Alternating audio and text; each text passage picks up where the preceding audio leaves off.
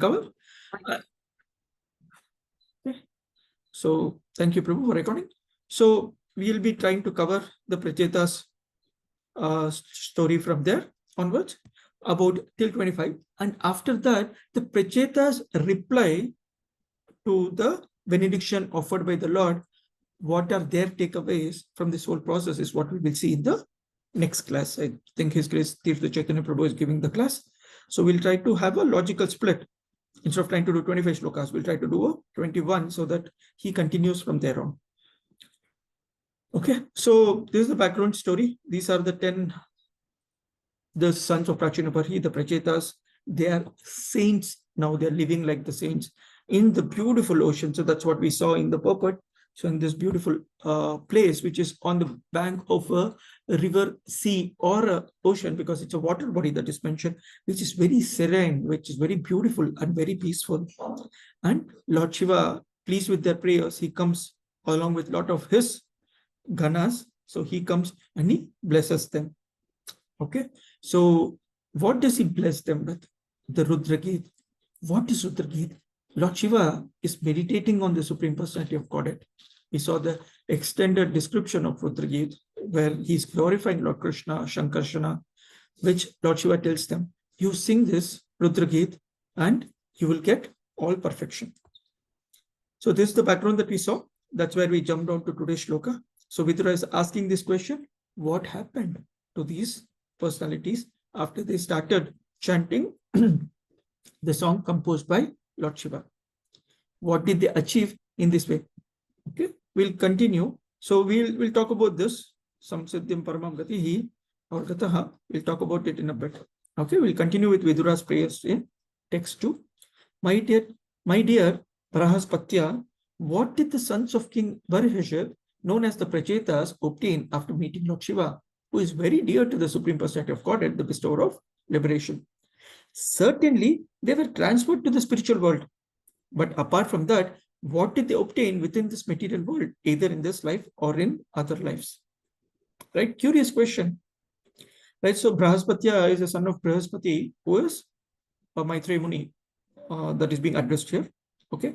So the sons, the 10 sons of Prachinaparhi, known as the Prachetas, they prayed to Lord Shiva. Lord Shiva came there. Lord Shiva blessed them. Lord Shiva is someone who is very dear to the Supreme Lord. So his blessings are ultimate perfections, right? So, Vidura is saying, certainly I know that they will be transferred to the spiritual world, right? So he's already heard the story of Dhruva Maharaj, Prithu Maharaj, and so on, right? So they did certain activities. Okay, even though they were blessed that they will go back to the spiritual world, what did they do in between? Did they take other lives? Did they live according to the learnings? Because they were just doing meditation. What happened to them? Okay. So we will see the reply from Maitreya Muni. Okay. The great sage Maitreya said, the sons of King Prachinabarhi, known as the Prachetas, underwent severe austerities within the sea water to carry out the order of their father. By chanting and repeating the mantras given by Lord Shiva, they were able to satisfy Lord Vishnu, the Supreme Personality of Godhead. I've highlighted some part of the purports. As always, my sincere request, please go back and read the purports completely. It's not justice to cover all the purports within 1 hour or half the chapter within an hour. So please read the purports. I've just taken few parts of it. Okay. In the purport, we see here, one can offer prayers to the Supreme Personality of God directly, but if one repeats the prayers offered by great devotees like Lord Shiva and Lord Brahma, or if one follows the footsteps of great personalities, one can please the Supreme Personality of Godhead very easily. Okay. This is our lesson 1 for today. Okay. So Srila Prabhupada in many places mentions about how the prayers will happen. This is one of the places. Okay. So our understanding is all of us have to every day pray to the Lord. Right? We do our prayers, not only chanting, but many times we talk to the Lord, or we have to talk to the Lord. We have to build that relationship that we can go and stand in front of Jagannath, stand in front of, let's say, Gaurangi Bangaloreshwara, or any deities that you have, or Nitai Chaitanya deities, right? So Gaur Nitai are very merciful. If not possible, to Srila Prabhupada, if not possible, the most merciful personality, our own spiritual masters. Go talk to them. What do you talk to them? So when we are going and talking to them, just open your heart. They don't judge you. They don't have anything against you. So sometimes you're very scared to reveal our mind to even our closest of people because they will start judging you. So if we have any anarthas, if we have any material desires, if we have any pieces that are holding us in our spiritual life, go tell them, go tell it to Nityanand Prabhu, Balramji. These personalities actually hold you up, right? Now, so there are two types of prayers. One prayer is what we pray to the Lord from our heart. That means we talk to the Lord. But many times we know that we not probably sufficiently intelligent enough to actually glorify the Lord. So if you see everywhere, when there is a question that's placed to the Lord, there is always a glorification that precedes the questioning or the discussion, right? So there's always, my dear Lord, you are so and so, you're so merciful, you're so nice, you're so sweet, you're so beautiful, you're so and so. Please help me with this answer. Please help me with this desire. Please help me with so and so. So that initial part where you're supposed to glorify the Lord, when you go and stand in front of the Lord, you should have that mood saying that, oh, my dear Lord, you're so beautiful today. The dress that you're wearing, how many times do we observe? The dress that you're wearing, today is Ekadashi. So today, usually in the temple, you will see that the Lord is wearing a red color dress, red shades. Right? Oh, my dear Lord, you're so nice looking. You're looking so nice in this red dress. Or on a Purnima, you're wearing a silver dress or a golden dress or a white dress. Right? So how many times do we observe and glorify the Lord? It's not always about us, right? So before our prayers, we are supposed to do this. It's very difficult to actually have the right words to do. So if you remember the Dhruva Maharaj story, Dhruva looked at the Lord, he was stunned. He didn't have words coming out of his mouth. And he had so many desires that he had to tell. He wanted a kingdom greater than that of Lord Brahma, greater than that of his grandfather. And the Lord touches Dhruva Maharaj with his Shankha, if you remember the fasting. And then Dhruva Maharaj is just flowing through with his prayers. These personalities, like Dhruva Maharaj or Lord Shiva or Lord Brahma, these personalities have that blessing that they can glorify the Lord. And what is in it for us? We just have to repeat. So the second option, one is we go directly, pray our heart out. Second, we pray using the prayers offered by the acharyas, the parampara, or the other personalities. Lord Shiva has his own parampara, Lord Brahma has the parampara, right? So we come in the Brahma Madhva Gaudiya parampara, right? So we have so many prayers written by so many acharyas. We just have to repeat. Right? So here Srila Prabhupada gives that example.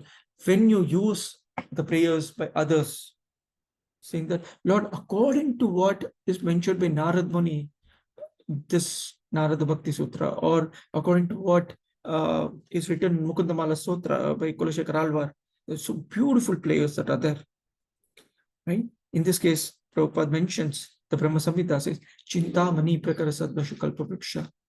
So when you're praying like this, so you are in the Chintamani Dham, you fulfill all the desires, my dear Lord, Kalpa Vriksha, right? And Lakshmi Sahasra Sata Sambrahma Sevya, thousands of Lakshmis are actually serving you. My dear Lord, you are that person, Govindam, Adi Purusham, Tamaham Bhajami. I pray to that Govindam. Right? So you can always use the prayers offered by the great personalities to actually please the Lord. Because this prayer was offered by Lord Brahma, we follow him by reciting this prayer. This is the easiest way to satisfy the Supreme Personality of Godhead. Okay, in the future shlokas, you will actually see that Lord himself will come, Lord Vishnu will come, Lord Narayan will come, and actually will mention that I'm very pleased with your prayers.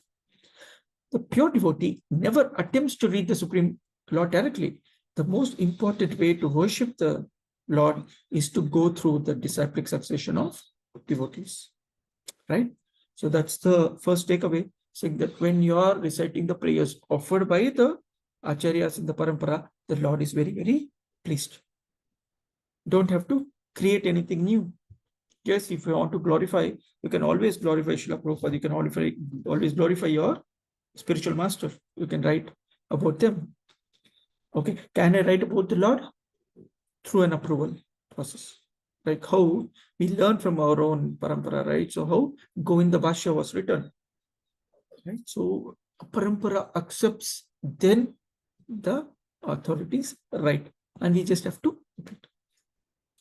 Okay, continuing. So Maitreya Muni is continuing to Vidura. At the end of 10,000 years of severe austerities performed by Prachetas, the Supreme Personality of Godhead, to reward their austerities, appeared before them in his very pleasing form. This appealed to the Prachetas and satisfied the labor of their activities. Okay, so they took the Rudra Gita and they prayed for 10,000 years. You should understand this is from previous Yuga. The lifetimes are a lot longer, and the expectations are not higher. What is it that we have? Very fortunate in Kali Yuga, we don't even have a life of 80 years, 90 years, 100 years. I don't know how long we will live. So our lifetime is short. Our prayers are supposed to be serious.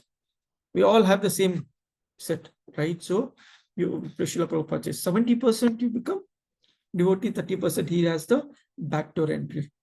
Okay. So the Supreme Lord is pleased when you actually recite the prayers. So that's what we see. In this Kali Yuga, one can attain the same results simply by chanting the Hare Krishna Mahamantra. Because the people of this age are fallen, the Lord is kind enough to give them the easiest method. Simply by chanting the Hare Krishna mantra, one can attain the same results. However, as Lord Chaitanya Mahaprabhu points out, we are so unfortunate that we are not even attracted to the chanting of the Mahamantra, Hare Krishna, Krishna Krishna, Hare Hare, Hare Rama, Rama Rama, Hare Hare. Okay, 10,000 years of prayers written directly by Lord Shiva, the Prachetas had the fortune of actually catching up with the Supreme Personality of Godhead. 6 months of extreme austerity, standing on one leg, eating nothing, only living on air, Dhruva Maharaj had the fortune of meeting the Supreme Personality of Godhead. And here in Kali Yuga, we are just saying 2 hours per day, 16 mala. Ekadashi today, 25 mala minimum. But can't we do? And it says, we are so unfortunate that we are not even attracted to this Mahamantra. Here we are 20 devotees, and each of us have our own set of reasons and excuses why we are not able to chant properly. Okay. Yesterday was 14th of November, and 14th of November was our day of initiation, my first initiation, me and my wife. So officially Children's Day, my Guru Maharaj very mercifully accepted us as our children, as his children, right? So very thankful to Guru Maharaj. It was 10 years back, right? So it's been 10 years. And kind of in KC from around 2008, 2009.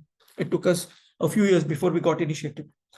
So 15, 16 years, a little more than that. And even today, yesterday we were just thinking, when will this point come that our chanting will become very easy, very sarala, just want to chant. Never seems to happen.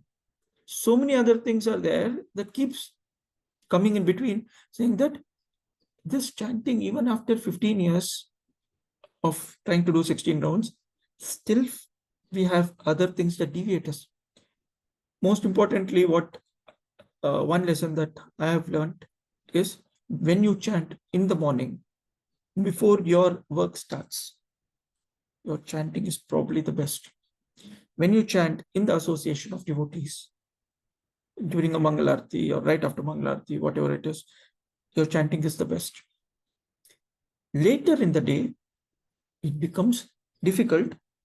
The usual 16 rounds takes about 1 hour 35 minutes, plus minus 5-10 minutes.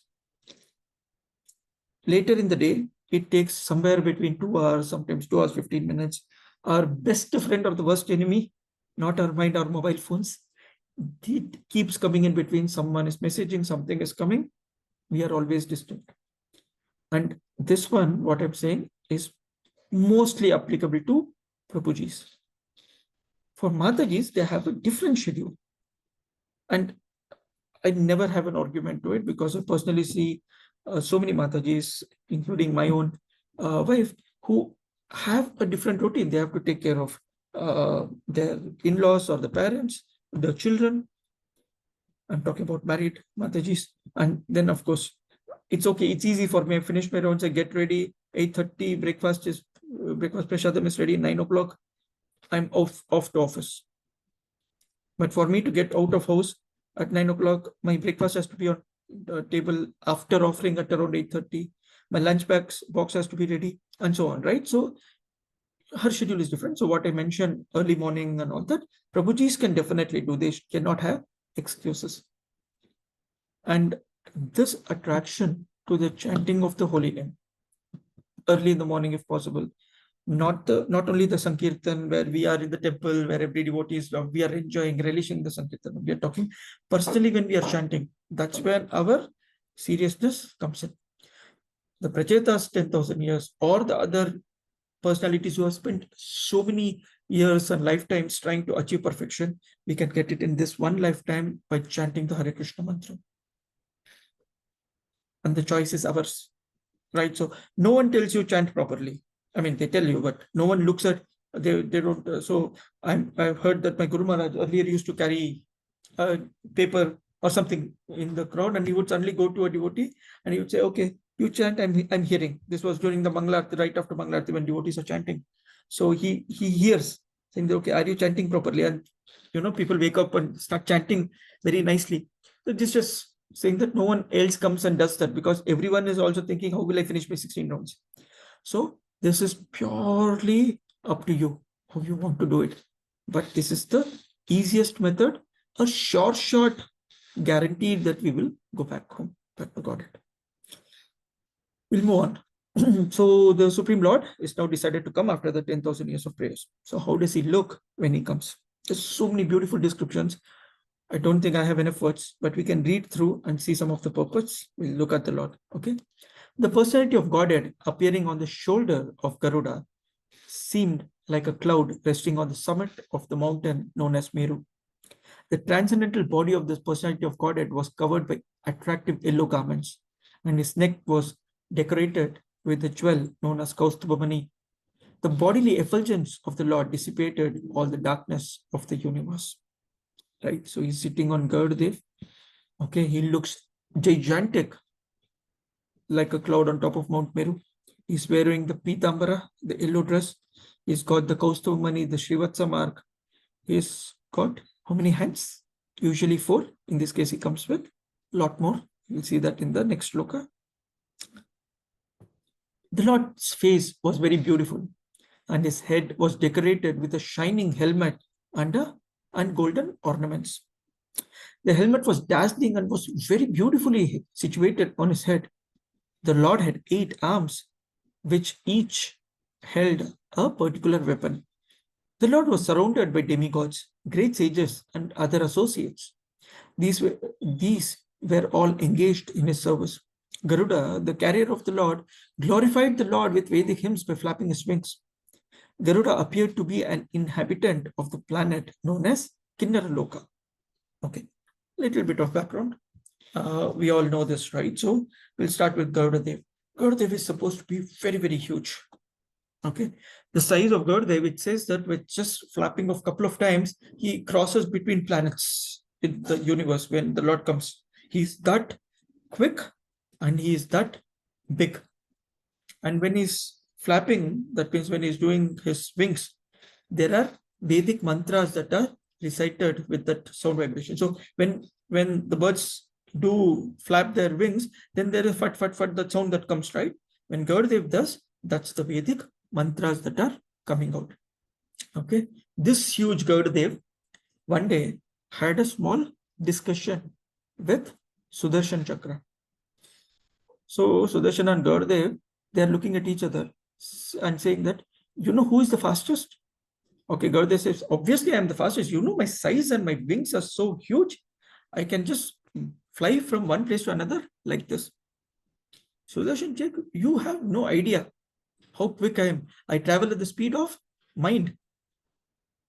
the way I chased someone like Durvas Muni, when I had to save Amrish Maharaj, he traveled all over the planets, all over the different uh, pieces in the universe, and he traveled even to the spiritual world where no one could save him. He went back to Amrish Maharaj for excuse, and I was chasing, right? So I was right behind him. And the Lord is sitting and watching this argument between Garudev and Sudarshan Chakra. He's like, okay, and he's smiling. So both of them say that, okay, the only person who can answer is the Lord. So they turn to the Lord and say that, my dear Lord, who is the quickest? Me or he? Right? So two of us, we are both very sincere, serious servants. And you please answer, who is the quickest? Lord smiles and says, both of you think you are the quickest? One time when Gajendra was held by the crocodile, he was calling out for me, he was calling out Narayana, and both of you were so slow. I had to carry both of you and go to save my devotee. Okay, now imagine you are quicker or I'm quicker. So both of them understood that there is nothing that just because the Lord's desire to save his devotees. Okay, the Lord is very, very eager to come to us. Okay, he just is looking for the tiny bit devotion, pure loving devotion or service that we can provide. Okay, he just wants to be there. Okay, so whatever little thing that we can do, please do it as sincerely and as seriously as possible. Okay, this is about Garudev. So Garudev is there. Other than that, he's wearing beautiful ornaments, the helmet and everything. And it says, Bhushananam Bhushanam. That's the Lord, right? So he's the ornament of the ornaments. Others wear the ornaments to actually look very nice. The Lord wears the ornament so that the ornaments will look nice. He is so beautiful. He is so very attractive. He's all attractive. Sometimes it is said that he's wearing this ornament so that a little bit of his beauty is covered so that people don't just get so attracted. That is about the Lord and his ornaments, the way he looks. So he's come here with 8 arms, each of them carrying a weapon. There's no detail per se of these weapons. There's a lot of details in the purports you can read through, but what are these weapons is not really elaborately mentioned. We can see a little bit more details on it. Around the neck of the personality of Godhead hung a flower garland that reached to his knees. His 8 stout and elongated arms were decorated with that garland, which challenged the beauty of goddesses of fortune. With a merciful glance and a voice like thunder, the Lord addressed the sons of King Prachina Bharishat, who were very much surrendered unto him. Right? So the Kaustav Mani we saw, so he's wearing the Vaijayanti Mala, the beautiful garland around his neck. Okay. And the only person who can tell that they can challenge the beauty of the Lord is obviously Srimati Radharani or the different Lakshmis, right? So only they can compete with the Lord. Okay. So here is the Lord appearing very beautiful on top of Garudev, on the shoulders of Garudev, while the sages, prachetas are overlooking. The Lord is surrounded by a lot of other demigods. So you see here in this day, he's got 8 arms. There are different weapons in the arms. This is as this exact source of this picture, I don't know, but it's from one of the ISKCON websites. So I've just taken it as a reference. So the Lord, when he comes, he's all effulgent. So that also we saw, right? So in fact, in the purports, in one of the places, Srila Prabhupada mentions that, the entire Brahman is created by the effulgence of the Lord, right? So when the Lord comes personally, there is so much of effulgence that comes along with the Lord. And we should understand this Brahman is just an effulgence that's coming out of the Lord, but the Lord himself is a person. Param Brahma, Param Dhamma, Pavitram, Paramam Bhava. Purusham Shashvatam Divyam, Adi Devam, Ajam Vibhum. So Arjuna is glorifying that Lord who is another Adar Govinda. Okay. So the Lord has appeared, the way he looks, and the Prachetas are very happy. They are overlooking the Lord. Now the Lord will start talking to the Prachetas. The Supreme Personality of God, it said, my dear sons of the king, I am very much pleased by the friendly relationships among you. All of you are engaged in one occupation, devotional service. I am so pleased with your mutual friendship that I wish you all good fortune. Now you may ask a benediction of me. Very similar to the Dhruva Maharaj story when the Lord appeared, the first thing he said is, You've done such a wonderful job, my dear Dhruva. Why don't you ask a benediction? After Narsimhadev finished the killing of Hiranyakashipu, if after his anger was a little pacified by Prahlad Maharaj, and Prahlad Maharaj had that first conversation with Narsimhadev, Narsimhadev said, "My dear Prahlad, ask me for a benediction." So the Lord is very, very easily satisfied. When he's satisfied, he gives you whatever you ask for. The entire preparation of our life should be, what is it that I want to ask the Lord? And what do we do? Every day we are asking the Lord, my dear Lord, keep me in your service. Hare Krishna. That's what we do, right? So our Hare Krishna mantra is asking that. Okay. Our lesson number 2 for today. Friendly relationships among devotees. We have a few things that will again come up. So we'll talk about that. Okay. So they all engage in one occupational duty. That is devotional service, right? All of us, if we lead our life, so we hear in Bhagavad Gita about this, right? So how we actually elevate, we go into the Nishkama Karma Yoga concept, and beyond that we try to do sadhana bhakti to leading all the way to pure bhakti. Bhakti is the same. Bhakti means devotional service. We are today in the sadhaka stage where we put in the effort. Shuddha bhakti, we become easy doing the same work. Our service to the Lord doesn't stop, right? So they were all engaged in only one activity, that service. So whatever activity that you're doing, so-called taking care of your family, working in an office, working in anywhere else, taking, as Matajis, if you're homemakers, whatever you're doing, everything centered around one point. What is it that I'm trying to please the Lord? That's all. Okay. Now the second lesson, friendly relationships among the devotees. Each and every one of the sons of Prachina Parishad was an individual soul, but they were united in offering transcendental service to the Lord. The unity of the individual souls attempting to satisfy the Supreme Lord or rendering service to the Lord is real unity. Disunity between individual souls is so strong that within this material world, that even in society of Krishna consciousness, members sometimes appear disunited due to their having different opinions and leaning towards material things. Okay. I come to the bottom part in a bit. So you might have heard, you might have seen, there are disagreements between devotees. Highly possible. The only lesson that we learn here is the more united we are, the quicker we progress together. So one time there was an argument few years back, much junior me. There was some argument between two devotees. So and it was like, okay, who is right? Who is right? Obviously, the gossips are very interesting to all of us. So there's some conversation, some disagreement. So his guest Pame Gaurang Prabhu, who gives me a lot of guidance. So he's one person I always approach. So there was a disagreement and there was some conversation. Someone had come to me. So can you talk to this person? So he came to me and said, do not get involved. Do not get involved. The moment you get involved, you'll start finding who is right. These senior Vaishnavas are so much better in their service to the Lord. They are so much closer to the Lord than you. Just stay away. You should not interfere in any kind of a conflict when it's happening at a higher level. At a junior level, if you are responsible to them, if they are your Bhakti Viksha members, if they are someone you are guiding, then yes, conflict resolution is an art that you have to learn as a devotee when you're preaching. But when it comes to senior Vaishnavas, stay away from that. Why? Because you start judging devotees, the Lord will not be happy with you. Okay? They will have their own guides that they have to go to. They have their own spiritual masters. They have their spiritual authorities that they will talk about. Srila Prabhupada, many a times, in fact, even Srila Bhaktisiddhanta Saraswati Thakura also mentions that you have to be united for the society to progress. Yes, Maya is very, very strong.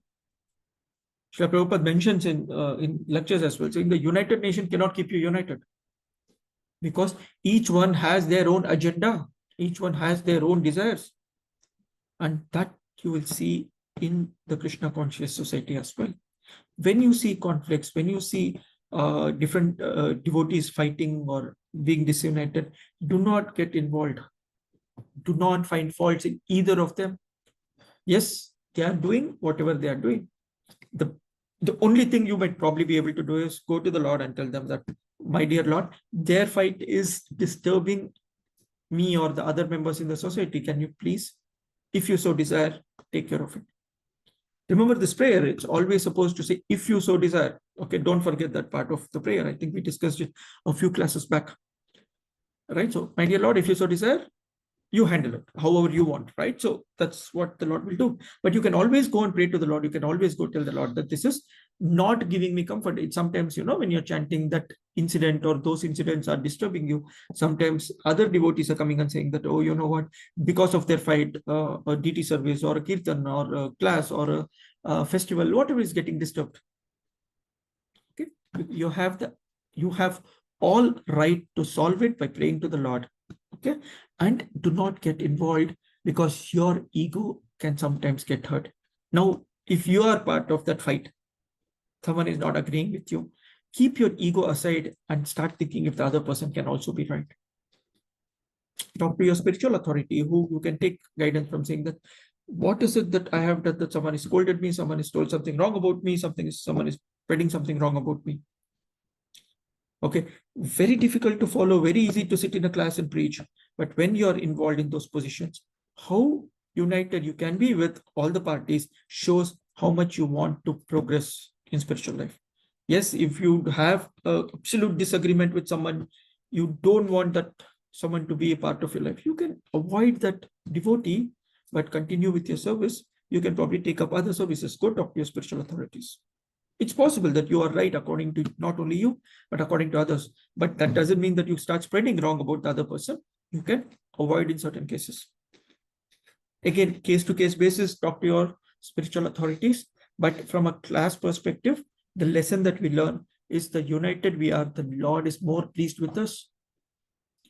When 10 of us go together, do the Nagar Kirtan, or 5 of us go together, decorate the Lord, celebrate the Lord's festivals, the Lord is very happy, right? So that's what we should try to do.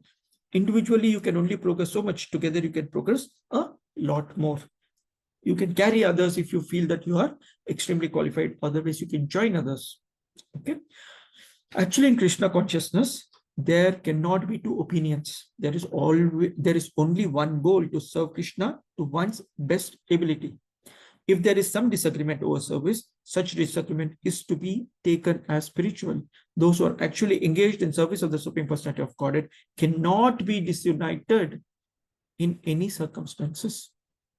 This makes the Supreme Personality of Godhead very happy and willing to award all kinds of benediction to his devotees, as indicated in this verse. Right? So when you're united, the Lord is very, very happy.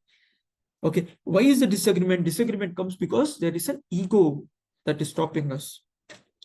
Why is my idea not taken? I thought this is what they should be cooking. I thought they should be serving this sabzi instead of the raita, whatever it is, right? So it can be big, it can be small, right? So if there is a disagreement, figure out what is best for the spiritual society. What is the best way I can serve Krishna? Is this the best we can do together? Right? So if the other person feels that his idea will help him serve better, if you pick up his idea, maybe he will do so much nice service that the Lord will be happy with you also. There are always two sides to every coin. Okay. So this whole piece here is talking about humility and giving up our pride or ego. Okay. Very important lesson. I thought we should talk about it.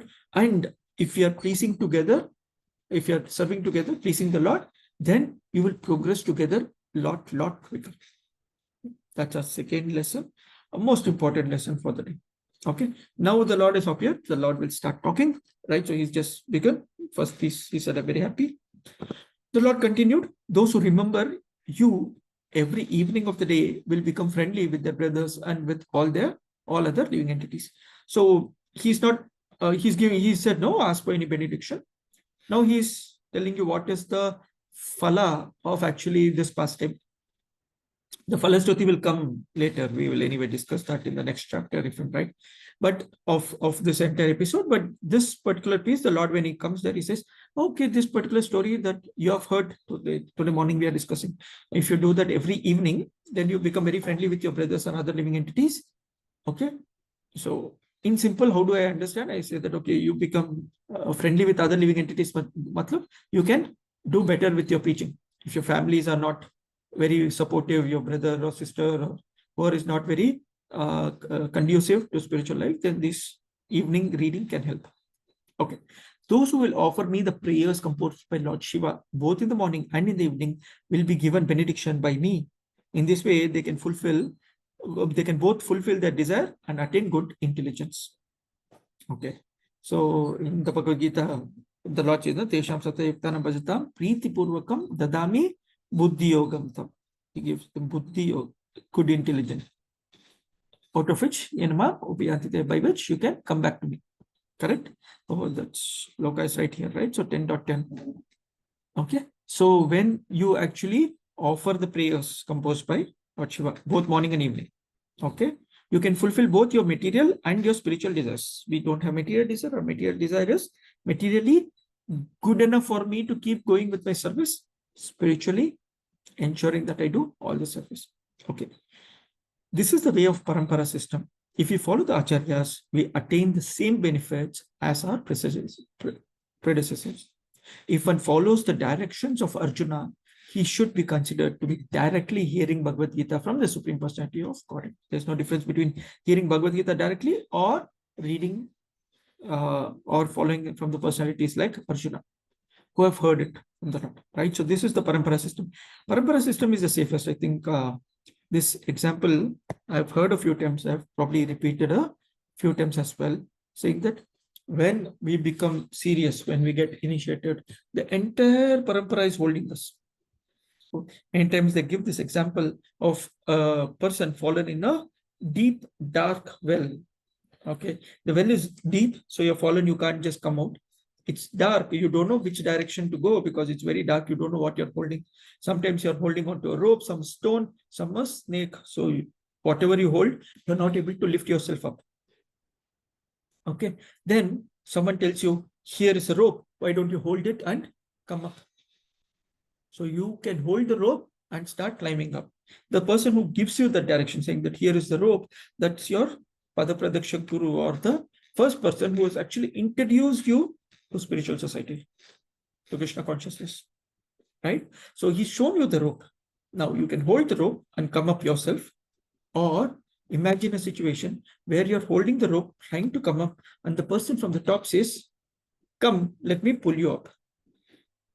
How safe you will feel. And that is our Guru. He lifts you up. And as you're climbing, you will see that it's not one person who is actually pulling you up. There's an entire chain of people who are actually pulling that rope, and that's the entire parampara. This is the easiest example we can take back, right? So that's the power of parampara. They're all holding to take us out of this material miseries that we are in, material rut that we are stuck with. Okay, so taking initiation, very important for the person from the top to actually start lifting you. Till then, the mercy of the Lord will keep helping us as long as you're praying. The second important thing is, don't leave that rope. Always hold on to that rope. If you have to hold on to the rope, you have to understand that there are others also along with you traveling. So the unity is also very, very important. You are going together. Okay, you leave the rope, try to catch a fruit. If you see something, some nice diamond shining in that well, you try to catch it, you're going to fall down again. Right? So these material things, you have to cut it out. That rope is the most important thing in your life because that is your life. Right? So anyway, these are the instructions that we hear from Bhagavad Gita, the instructions that we read from Bhagavatam. We'll continue. There's no difference between directly hearing Bhagavad Gita and reading it, as long as one accepts Bhagavad Gita as it is spoken by the Lord, that the Bhagavad Gita as it is received. Okay, because you have with pleasure accepted within your heart the orders of your father and have executed those orders very faithfully, your attractive qualities will be celebrated all over the world. Okay. Simple, I've highlighted a few things, which is very, very clear. First thing, we have accepted the orders of our father, the spiritual father, the spiritual authorities, okay, within the heart, and we are serving very happily. Okay, Krishna consciousness is performed very, very happily, very, very blissfully, meaning that it can be our chanting, it can be our cooking and offering, it can be our yatras, it can be festivals, it can be any service that you're doing. Do it happily. So when you are doing it happily, you will not find faults in others. Okay, if someone is telling you, Prabhu, you did this wrong, Mataji, you did this not correctly, you will not be hurt. Okay, I'm trying to do it nicely. Okay, let me improve. Because you want to do better. Right? So you take the order, you follow the order faithfully, and you perform happily. Then the Lord is pleased. Right? So because of this, the Prachetas are celebrated all over the world. You will also be happily celebrated within the Lord's service. Okay. The benedictions continue, right? So they have not asked anything yet. The Lord only is giving them a few things as a granted. Yes, okay. You will have a nice son who will be in no way inferior to Lord Brahma.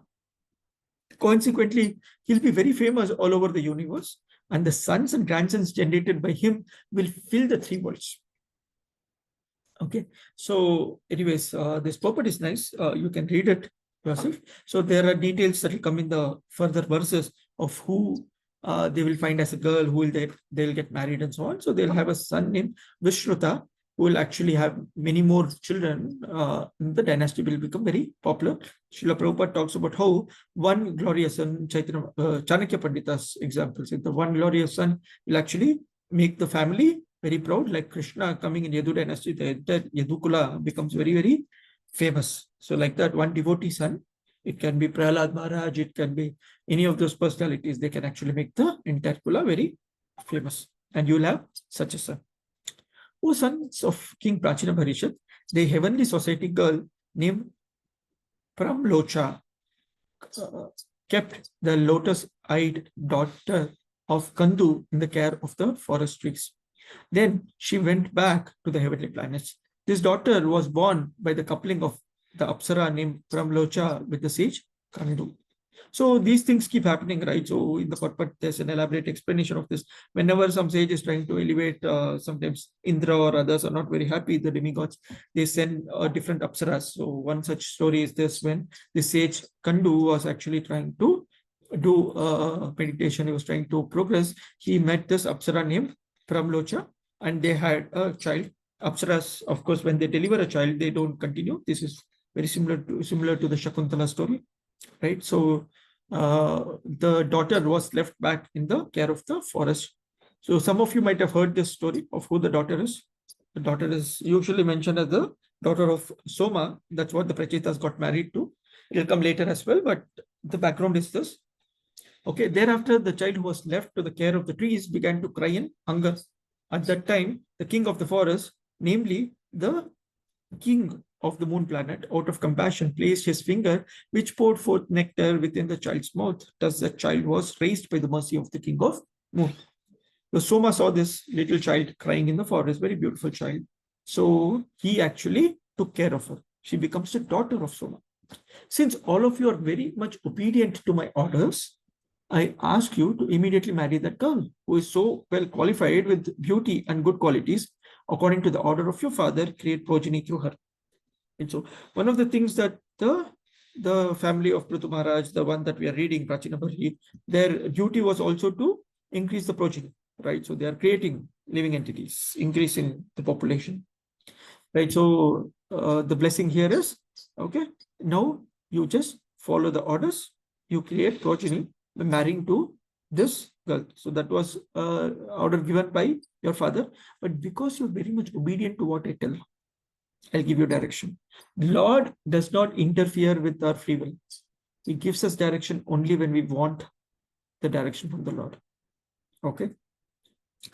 So someone recently, I was hearing a conversation saying that, okay, actually I wanted a particular instruction from my guru, but my guru did not tell me what to do. How should I understand this? Okay. Someone asked this question. So the reply was, well, you know what? Sometimes the guru knows that you cannot follow what he says correctly. So he gives you very generic information like he's telling everyone else. If you receive a specific information, you have to follow. that means you become very obedient to the orders of the spiritual authorities. Irrespective of how easy or difficult, how nice or troublesome it is, you have to follow. So sometimes the spiritual master does not give you such instructions because he's sure that today you cannot follow. This is probably the good way to do it. Okay, it doesn't tell you have to do it. Some devotees, they would get direct instruction from spiritual master, and they are very, very blessed because the spiritual master believes that they are capable to follow. The others, he gives more generic instruction. Because if you do not follow the instruction given by the spiritual master, that means you are falling down, right? So it's a aparad, a guru aparad. So the guru does not want you to fall. Similarly, the Lord looks at you and gives you only those instructions which you are ready to follow. Once you become very obedient, you tell the Lord, irrespective of what happens, I will follow whatever you mention, whatever it is coming through my Guru Maharaj, I will follow that. Then you will start getting personal instructions. Okay.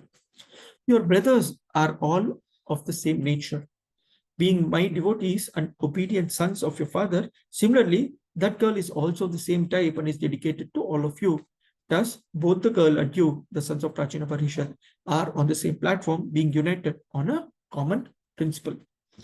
Okay, so now the Lord is saying, okay, get married to this one girl, right? Just get married to this one girl, you'll have one son. Now, 10 sages, 10 princes who will go back. They're all prince ready to become the king. One girl, how is it possible? Logically or Vedically, it's not very common that this happens. Right? Only in extreme cases, like the example of Draupadi, where she got married to the 5 Pandava brothers. Like such cases are extremely rare. A male marrying multiple wives is very common those days. And Srila Prabhupada mentions in many places that general population is not one man to one woman, which is probably what the Kali Yuga is trying to force, but that's not how it works. Generally, the male population is a lot higher and so on. Anyways, here, the first thing that your brothers are all of the same nature. You're all same nature, my devotees and obedient sons. That means you will accept what is coming. And the girl is also of very similar type, so both of you will make, or you people with her will make nice pair. Okay.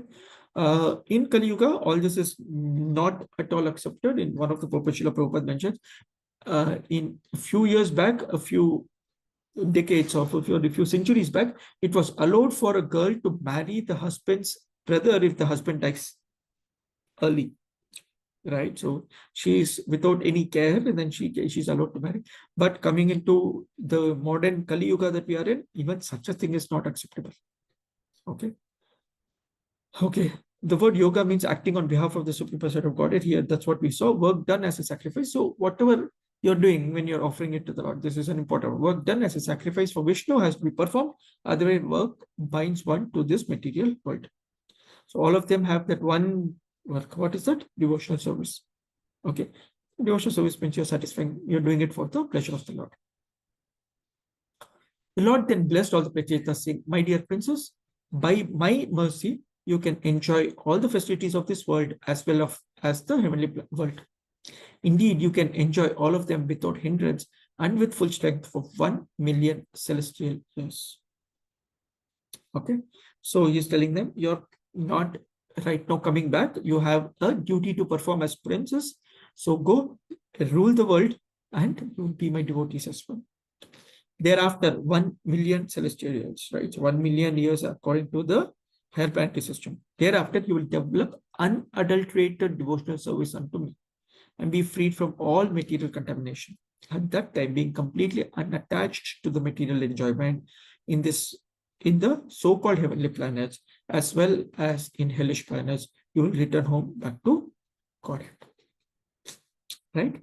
So the Lord gives them a guarantee. This story is so similar to the Maharaj story, right? So he says, go, you get the Dhruva Nakshatra or the Dhruva planet, where you will actually rule for so many years. And at the end of your lifetime, you will develop that unattached to material world, unadulterated devotional service, and you will come to me. You will come back home. So by the grace of the Lord, the Prachetas were given special facilities. Although they could live 1 million, billions of years to enjoy material facilities, they still would not be deviated from the transcendental loving service of the Lord. Being thus fully engaged, the Prachetas would be completely freed from all material attachment. See, such qualified personalities actually become the acharyas, they become the directors, they become the Rajarishis who will actually take us back. Okay, it is clearly explained that all planets in the material world, beginning from the Brahmaloka down to the hellish planets, are unfit places for a devotee. Padam padam yat vipadami tesham. A place where there is danger at every step is certainly not a comfortable place. Right? So you understand, right? So this material world, Brahma Bhuvana Loka Punaravartina Arjuna. This is what the Lord says. Right from the topmost planet, Brahma Loka, to the lowest of planets, Brahma Bhuvana Loka Punaravartina. If you go even to the topmost planet of Brahma Loka, after your pious credits are done, you will fall down to this place of repeated birth and death. Okay. But one who comes to me, my abode, Punarjanmana vidyate. There is no Punarjanma for such a person. This is from the Bhagavad Gita chapter. So he's telling them the same thing. Right? You enjoy here, end of life, don't plan to come back to this material world. Get out. Okay.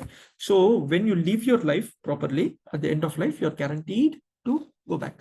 Simple as that. Those who are engaged in auspicious activities in devotional service certainly understand that the ultimate enjoyer or beneficiary of all activities is a Supreme Personality of Godhead. Okay. Thus, when one acts, he offers the results of the results to the Supreme Personality of Godhead and passes life always engaged in the topics of the Lord. Even though such a person may be participating in family life, he is not affected by the results of his action. So here he's telling the Prachetas, but more importantly, the direction is for all of us, saying that we are all engaged in family lives. We are all grihasthas here. We have our different duties to perform, but we need to understand for every activity, every duty that we do, the ultimate purpose is the pleasure of the Lord, not us. Okay, whatever you're buying, whatever you're giving, we always show it to the Lord, saying that how is it I can best use for your service. You're buying a car, you can drive devotees to the temple. You're buying a house, bring the Lord to the center of the house. Follow the instructions of the house. You're buying a new dress, a chapel, whatever it is, show it to the Lord. Wear it, come to the temple. Use them in the service of the Lord. Can you not use it anywhere else? Avoid as much as possible. You can show everything to the Lord. Everything, everything. I've seen devotees or have heard of devotees who actually buy, let's say, a shaving blade. They will keep it in front of the altar for a few minutes, pay obeisances, take it, and then go. But a shaving blade ko kyun rakhna hai? No, I'm just telling the Lord I bought this so that next time when I go to temple, I'll be neatly shaved. Yeah, Ekadashi, we don't shave. I'm generally saying. So, like that, devotees offer everything to the Lord. And when you, especially when you, whatever you're eating, please offer it to the Lord. Right? So that's something that we have to know. Okay, as stated by Srila Bhaktisiddhanta Saraswati Thakur, Bhaktisiddhanta Saraswati Goswami Maharaj, if one is so expert that he can engage everything or dovetail everything in the service of the Lord, to give up the material world without would be a great blunder. Okay, if you cannot engage everything in the service of the Lord, then giving up the material world would be very, very difficult. One should learn how to dovetail everything in the service of the Lord, for everything is connected to Krishna, the real purpose of life and secret of success. Okay. Whatever we are doing, figure out how much you're giving it to the Lord. More importantly, figure out how much are you holding from the Lord. It's like two ways, right? So how much am I giving? How much am I holding? And the moment you are able to give up everything in the service of the Lord, you are done with this material world. Now go back and think who is holding who. It's just Maya holding us or we are holding on to Maya. If a devotee is not mature, the Supreme Lord will take away all the opulences. As the Supreme Personality of God, it states, Yasyaham anugrahami harishye tat dhanam shanaihi. My first mercy shown to my devotee is to take away all his material opulence. Material opulence, detrimental to the devotional service, is taken away by the Supreme Lord. Whereas a person who is mature in devotional service is given all the material facilities. Right? So sometimes we see that devotees are progressing materially or financially well-to-do. Like, okay, it's their karma. And sometimes you see that the devotees are probably not having the best of material situation, right? So they are struggling for typical roti kapda makan. That you should understand is by the mercy of the Lord. Okay, both ways, the mercy of the Lord. If the devotee is sincere, the Lord interferes. Otherwise, the Lord doesn't bother. The Lord interferes only when the devotee is very much surrendered and is very interested in all of us, right? So we saw that at the beginning. The Lord is very eager for us to come back. So if he feels that giving you the material facilities will help you come back soon, he'll give you the facilities. If he feels that is removing the material facilities, you become more serious, sincere in your prayers, he will remove them. So he takes the call. Don't go to him asking him to do a certain activity. Like, don't go to a doctor telling the doctor which medicine to prescribe. The doctor will decide what to give you. Similarly, when you go to the Lord will decide what to give you. Two people went to the doctor, both having headache. One person, the doctor said, take this medicine, eat very nicely, sleep nicely, you'll be all fine. The second person, he says, don't eat this food, this food, this food. Okay, tomorrow, after 1 week, you come back to me, you'll be all fine. Like, both of us had headache. Doctor said different solutions. Yes, depending on your situation, the doctor knows what best to prescribe you. Same thing with the Lord. The Lord knows the best. He's giving or taking away. Both is his mercy. To leave that choice, keep the choice with the Lord, because there's no other choice for us, right? So always happily accept whatever the Lord gives. Okay, I think last set of shloka. Always engaging in the activities of devotional service, devotees feel ever increasingly fresh and new in all their activities. The all-knower, the super soul within the heart of the devotee makes everything increasingly fresh. This is known as the Brahman position by the advocates of the absolute truth. In such a liberated stage, Brahmabhuta, one is never bewildered, nor does one lament or become unnecessarily jubilant. This is due to the Brahmabhuta situation. So Brahmabhuta Prasannatma, na sochiti, na kankshati, neither hankering nor lamenting. That means I don't desire for more and more material things, nor am I worried when the material things go away. Then I become peaceful in this situation and become Brahmabhuta, happy in the Brahman situation. Okay. Srila Rupa Goswami said that if he could somehow get millions of tongues and ears and tongues, then he could realize spiritual pleasure by chanting the Hare Krishna Mahamantra. There is nothing, really nothing uninspiring for a highly advanced devotee. And we started with the Hare Krishna mantra, most important. It says, if you can come to this Brahmabhuta platform, you should do Shravanam and Kirtanam properly. And Srila Rupa Goswami says that I should need millions of ears and tongues, because so much of Shravana is there, so much of Kirtana is there in the nectar of the holy name, the Hare Krishna mantra. Okay, the great sage Maitreya said, after the pursuit of God had spoke thus, the Prachetas began to offer him prayers. The Lord is the bestower of all success in life and is a supreme benefactor. He is also the supreme friend who takes away all the miserable conditions experienced by a devotee. In a flattering voice, due to ecstasy, the Prachetas began to offer prayers. They were purified by the presence of the Lord, who was before them face to face. Because the Lord appeared before them, naturally all the contaminations or material qualities of Rajas and Tamas completely disappeared. Similarly, when an unalloyed devotee chants the Hare Krishna mantra, he is also purified of all material contamination, because the name of the Lord and the Lord are identical. Krishna Punya Shravana Kirtanaha Hridayantasto Advatani Vidmoti Swasata. Okay, anyways, so the Lord is very happily finished giving them a few things and says, ask for whatever benediction that you want.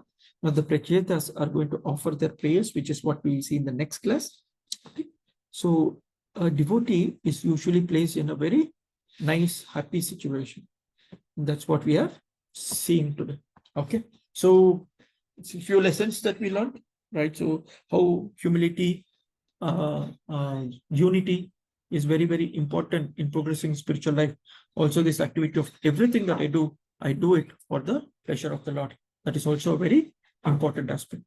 So we will stop here. Today is a very, very auspicious day. Of course, it's an Ekadashi. It's also the beginning of the most pleasing activity for Srila Prabhupada. That is your book marathon. your book distribution month. It starts today, right? So book marathon starts from 15th of November, goes on all the way till Vaikuntha Ekadashi. That's the 31st of December, right? So 30th and 31st, that Ekadashi. So the next Ekadashi is your Gita Jayanti, the day Bhagavad Gita was spoken. We recite the Bhagavad Gita. So this 45 days that we have, that one thing that pleases the spiritual master obviously pleases the Lord. So somehow or other, we should look at what is that one activity that I can do to please. How can I do that one book distribution? Whatever works for you, please try to be part of it in some form or other. You want to do Shastradan, you want to preach, you want to give the books, you want to sell the books, however you want to do it, please be part of it. That's what will please the Lord. And the whole purpose of this entire class or entire sessions that we are all trying to learn is how can I please the Lord more and more. Okay, with that, let me stop. If there are any questions, any comments from devotees, anyone wants to add on to what we discussed today, please feel free.